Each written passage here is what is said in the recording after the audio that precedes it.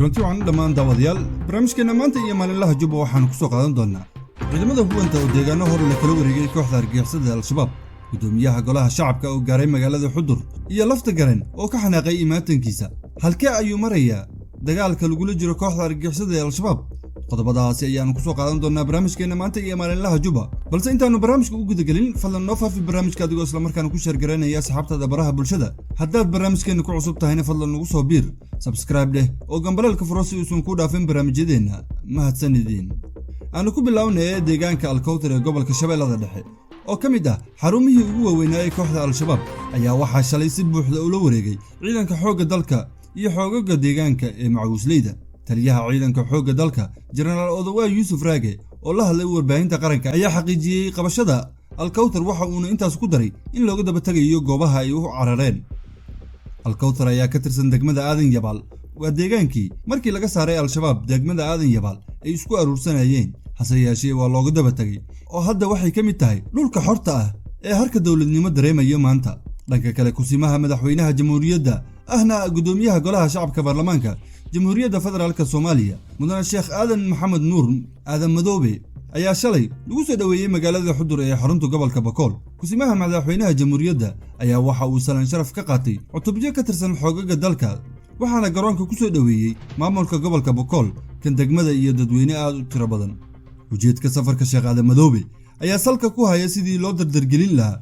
gogasha dib u heshiisiinta siyaasiyiinta koonfur galbeed oo uu horey u dhigay gudoomiyaha taasoo ay taageereen safiirada Mareykanka iyo Ingiriiska toddobaadkan ayaa la filayaa in shirka lagu qabto magaalada Baydhabo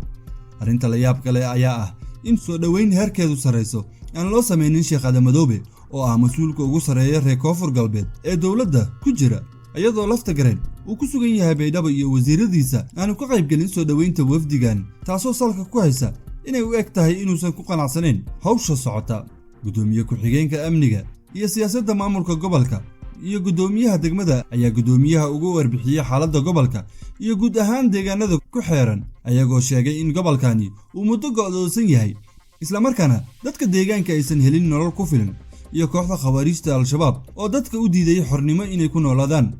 kusimaha madaxweynaha ahna gudoomiyaha golaha shacabka ayaa maamulka iyo shacabka magaalada Xudur ku amaanay sida dadka deegaanka ay u diideen inay wax ku darsadaan kooxda khawaarijta isla markaana muujiyay dhabar adeeg iyo geesinimo isagoo xusay inay hadda diyaar u yihiin iska xoreynta kooxda caadaystay gumaadka ummadda Soomaaliyeed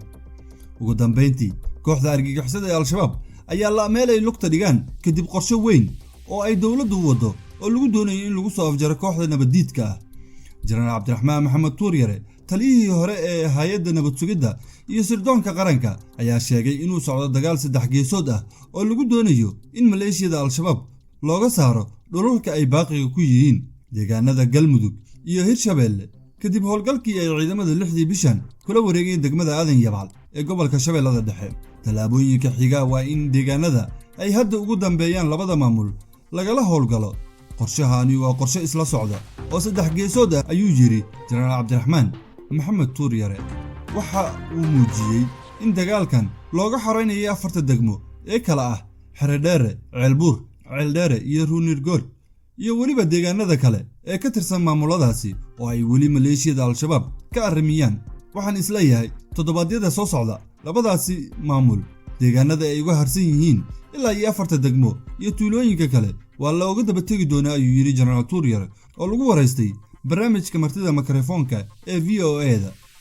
General Tuuryare ayaa sheegay inay xogta ku hayaan in shabaabku ay bilaabeen inay isaga qaxaan dhulka lagu wajahan yahay ayagoo markaasi ka gudbayo webiga inta aan wararka ku helnay hadda qax ayay bilaabeen oo inay webiga ka gudbaan buundooyinkii ay ka gudbi lahaayeen waa laga xiray badda haddii ay u cararaan diyaaradihii baa kor jooga ayuu yiri General Tuuryare sidoo kale waxa uu sheegay in shabaabku ay fahamsan yihiin in ay ku khasbanaan doonaan inay hadhow isa soo dhiibaan haddii aysan xilli hore dhulkaas isaga bixin